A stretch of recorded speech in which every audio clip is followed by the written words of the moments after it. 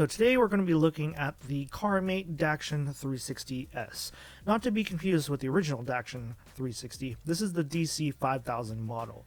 This acts as a dashcam but also a drive action recorder, so you can actually take it on the go to become a 360 action camera. Taking a look on the right over here, we have the DC101. This is the battery option, so this way you can take the camera on the go and turn it into an action camera. So this pack comes with the battery, the cover for both lenses, and the case. We'll be taking a look at the battery option later in this video. So to the left here we have the DC201 parking option. So essentially this is going to hardwire the camera into the car, straight into the battery, but also into the 12-volt source. So as far as your battery has charge and doesn't drop below that 12 volts or what setting that you have, it should be able to capture anything that happens around your vehicle while you are away. So for this install, we have the camera, we have the SD card, we have the power charger, we have the Allen key, and we also have the USB cable. Now in the case we will have two different USB cables. One will be the short version, which is more for syncing to a computer, and then we have this longer version, which you'll need this to route throughout your car in order to basically use it as a dash cam. And we have the power charger or adapter. This will be inside the camera. This is the mount, and those are the essentials that you will need. So take a look at the camera around here. We have a few things. We have two different 1/4-inch threads. This will be the dash cam, and this will be just a normal tripod mount at the bottom here. So taking a look at the front, we have your power, and you also have your video, your camera, and your Wi-Fi functions. So on the other side you'll see the other lens, and these are exposed. So let's take the first step here to install. We're going to actually open the side door and install the SD card. Now this SD card is going to be directional, as most other SD cards will be. It's going to be right in the bottom right here, and it has to face downward in a sense. So once you click that in, make sure it's clicked in all the way. If it's not clicked in, it might pop right back out, and we're going to insert the door again here. So taking the next step here, we're going to take this battery door off. You have to remove the lock button here and then basically drop that door out of the way. Now we're going to take a look at the adapter here. This is for the dash cam specifically. Look at the notch that's right here, and then this notch for that tripod mount. This has to be in a very specific orientation, and then when you push this in, you'll start noticing this little lever here with a little notch exposed. That's when you know when your dash cam is pretty much clear and the adapter is in all the way. So let's just lock this guy into place here, and it is basically ready and snug, and it's going to be ready for your dash cam mode.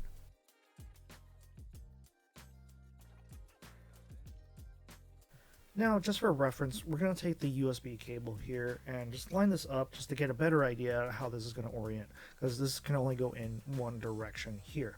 It's going to face basically to the side, but in dashcam mode it's going to be facing up. Next step, we'll be looking at the car mount. So if you look at these 2 points, you'll have a notch right here, and this will line up with this notch. And then from there, it's pretty simple. It's just going to go straight right on top of this side of this mount, and screw this in clockwise, and you'll be ready to mount this in the car. Pretty straightforward. Now, to get a better understanding, this can only go in one direction. Now if you mount this on your windshield, you can see that this angle here, that it would actually cause the camera to be facing forward like so, and then this is the actual correct orientation. Now you look at this angle, this will be facing down, but if you flip the camera around, this will actually make your camera not level, because you can only angle it downwards. If you face it the right direction, the camera will actually be as level as much as possible, and that's what you want. Now the thing is, you want these buttons to be facing you and the passenger, so it's easy to access. The other side here with nothing on the other side will be facing forward. So also, if you want to take a look at this little notch here, this will be for your Allen key to adjust the angle. So every car has different windshield angles, and you want to adjust accordingly, so this camera will be just as level as you can. So now that we're in the car, we're going to take a look at how to orient and also mount the camera. So we're taking a look. Here's the camera, and you can see the button's going to be on this side. If If you face it the other way, you're not going to really see much, and the angle of the camera and the obstruction of the mount will be just in the way every time if you mount it the opposite way. So this is the correct orientation here. It's also the way the camera will level itself out when you're using the app as well. So you want to mount the camera in this fashion. So if you mount this too high, you'll have issues with, you know, the sun visor in case you have a passenger. And you also see more roof liner than anything. And also the rearview mirror right here, you'll see this in line with this. And this will block actually your driver's side. So we're going to want to move this down. If we go too far forward, it's going to be actually in the way when driving. So we want to get a good in between, like so. But here was probably a good level. This way you can have it a little bit below the rearview mirror and also still be able to see everything else. So you want to take the 3M masking off, like so.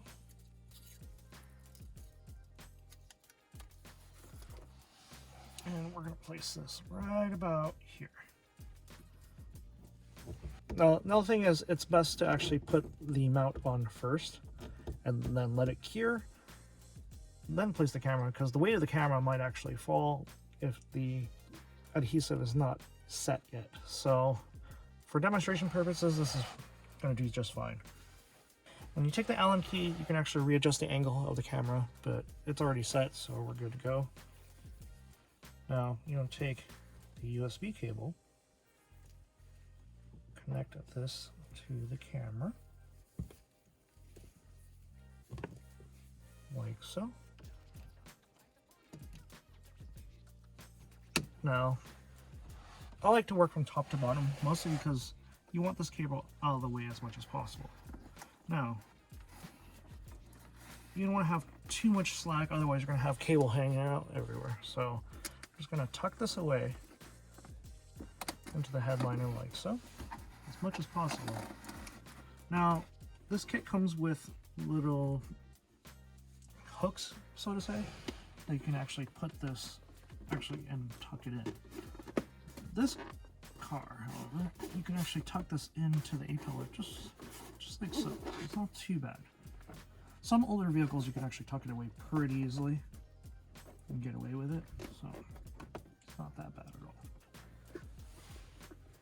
If you really want this to be clean as possible, you want to take apart the pillar, but for this time, we're just going to put this into place, get it as clean as possible, and then get things rolling. So right now you can see it's a little bit out of the way. I'll be happy with it for now.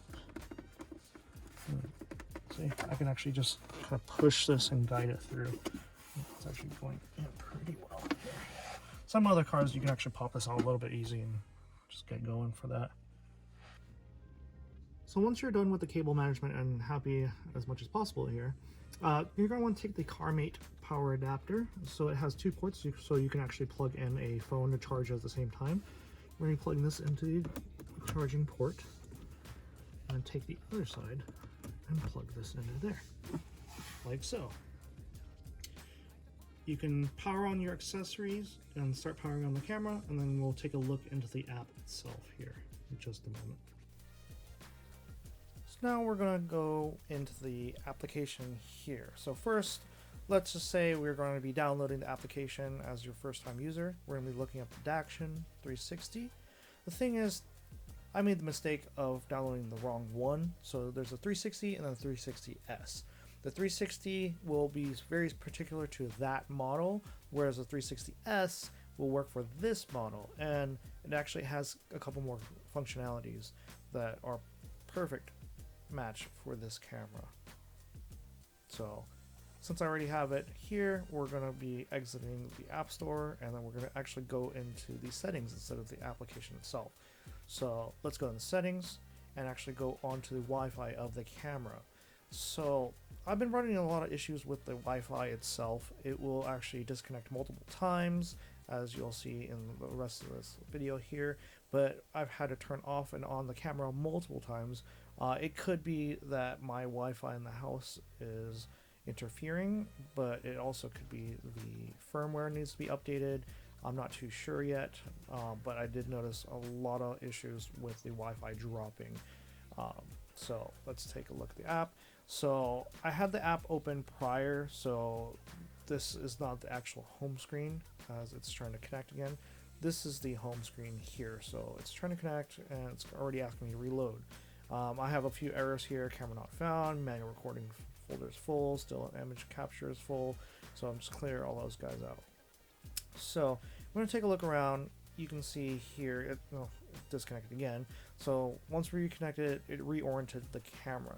The top here is the front facing camera, as the bottom is the rear facing camera. It's a bit dark, as you can see. It is nighttime and I'm in my garage, so you can only see so much. I don't have my interior lit up, so it's not going to be the best. So taking a look further, I'm actually waving my hand around while I'm looking around on the camera, so it's not actually keeping up at all. So the Wi-Fi is still a little bit too slow and trying to keep up with this camera, but it's not actually updating. You can see that my hands are kind of getting stuttery at the bottom of the screen here, but it's not actually keeping up properly. But you can still see a little bit of the frames. It could be because it's just dark and the camera's just trying. So, and I believe it's also the GPS wasn't actually connecting as well because I'm in my garage and signal is not the greatest. So there's a few things going on here. So I'm trying to change the exposure, disconnect again. So not the greatest examples, but you know, get the idea of the controls here. So you can actually have a few things. If you click on the original in the bottom right hand corner, that's just what the settings on, but you can switch in between. So let's just say you click on these other ones here. So if we click Little Planet, so it zooms almost all the way out in a sense, so it wraps everything around, so it looks like the interior of my car is going to be a Little Planet. Switch to Rabbit Hole, it's kind of the opposite effect. You're basically looking outward. So and when we switch over to Panorama, it's basically stitching everything to be a large panoramic view. Not the the greatest view in the world, but it is what it is. Angle cut is basically just simple. You're basically looking at what you see on your phone. So you're looking around, you can see what you are pretty much accessing. So kind of get a better idea here is you can see the placement of the camera. You can see the hood, you can see what's in front of the car, you can see this disconnecting again. So reconnect. You can see out the passenger side. You can see me in the car as the passenger at this point. You can sort of see out the back of the window. This is a coupe, so you won't really see too much. However, you can see that little bit of a window in the back in case, let's just say you were going to get it rear-ended. You can see the car coming at you. You can see the left-hand side out the driver's side just slightly. The camera can go down just a little bit more, but at least you can see that way and see out the left of the windshield itself. So in case you get like a side impact or someone trying to rub against you when changing lanes, something were to happen, it'll capture it. So we're gonna skip ahead a little bit here. We're gonna go to this gallery section, mostly because we've had so many disconnects. So in this screen here, we have memory card and we have smartphone. Obviously, whatever's stored in the memory card would be in that tab. Anything that was saved onto the smartphone from this camera will be in the smartphone tab. The first tab here is manual, so anything that you had recorded manually through the phone, that would be here. Continuous is the second tab, so anything that just continuously recorded was there. Impact was anytime the camera has been moved, that's there. PC and PI are the same exact thing, except that that's just on continuous power. That's hardwired, and then you have your stills, which is any kind of photo you had taken with this camera.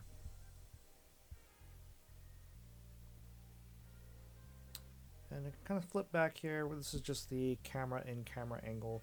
So you have your full view on the outside, and then you have your rear view on the inside. So camera in camera, pretty straightforward. So we're going to take a look here at some onboard footage I had taken a few days ago here. I had to download this onto my iPad just to get a little bit better viewing of this rather than just on my phone. Same experience, but it's a little bit weird. It's still, glitchy, disconnecting. So just kind of bear with me here. We're taking a look at the 360 view for both front and rear. As you saw a moment ago on the right hand side, you saw that stitching line. So right here we're going to switch over to the free angle cut, so I can pretty much span around using my finger just while it's playing back. Every clip is about 30 seconds. I'm not too sure if we can actually extend that to longer clips or not. With my experience on other 360 cameras, I can actually really record up until possibly like 15 minutes or 30 minutes at a time. This one specifically 30 seconds of every clip. So in the end, I had like 200 something clips to kind of process through. So kind of switching around here, I had clicked that front view, so now it's in front view only, so it's locked in place. So it's, you know, like a 1920 by 1080. However, I think it's recording a different kind of frame, a little bit higher resolution than that. So I'm panning back around again in 360 mode. You can see that stitching line that we just passed by, and you'll see it again right here. So I can see pretty much all around. It's not the clearest camera that I've worked with, but it's still great for a dash cam, although it feels more of a dash cam than a action camera more than anything. So now we're going to be looking at the DC201 parking option. So this module will have 3 cables. The first cable we're going to be looking at here is the battery connecting cable. This would need to be stripped and then connected to the positive terminal of your battery. Next, you'll have this black ground cable. This would need to be attached to anywhere that has a grounding point, so any metal points along the body or on the fender, or even just any other points that just can be grounded, essentially. Last but not least, you'll have your accessory cable. Again, this would need to be stripped just like the battery cable. This would need to go to your 12-volt accessory port. Every car is a little bit different, so you need to find where that is and then attach that to your port. So now that you have the DC201 now wired into your car, you can actually unplug this port here. You can leave it if you want to have ports for your, just your phones or whatnot. However, in the inside of this unit, you can actually open this guy up right here. You can actually plug in that USB cable into this port, like so. So then tuck that away here. You want to set your settings to the correct voltage, have the power on as well, as far as you want your camera to be on at all times when your car is off and parked. And then you have these 2 adhesives here that you can actually stick to your dash or anywhere that's just tucked away. And then that way your camera will be powered on at all times, so in case you are parked and something happens, it'll be readily available to record. So now we'll be looking at the DC101, which comes with a camera cover, a battery, and also a carrying case, but we won't be focusing on a case because it's just a little bag. So in this part here, we can actually take apart the camera here. Right now it's in the dash mode, but it's easily unlockable and just remove. So pretty much reverse what we did earlier here in the video. And we're going to be replacing the battery, but take a look at the leads here. You'll see the 3 main battery connectors here and the arrow to basically show that you're going to be inserting the battery in this form here. You'll see a couple more leads on the other side, but you're going to be paying attention to the 3 leads right here. See how they're evenly spaced out? You'll be placing it in that orientation, like so. And push it in once it clicks. And you'll see a little dip right here, an indentation, and it's going to be in that orientation as well. And then you want to take the battery door, slip that in, and then just simply lock in place, like so. And it should be flush again. You can use this cover here as the protectant for the lenses while you're carrying it out and about, because they are exposed, so you want to protect your investment. Pretty easy. Let's go take a look at the we can capture here.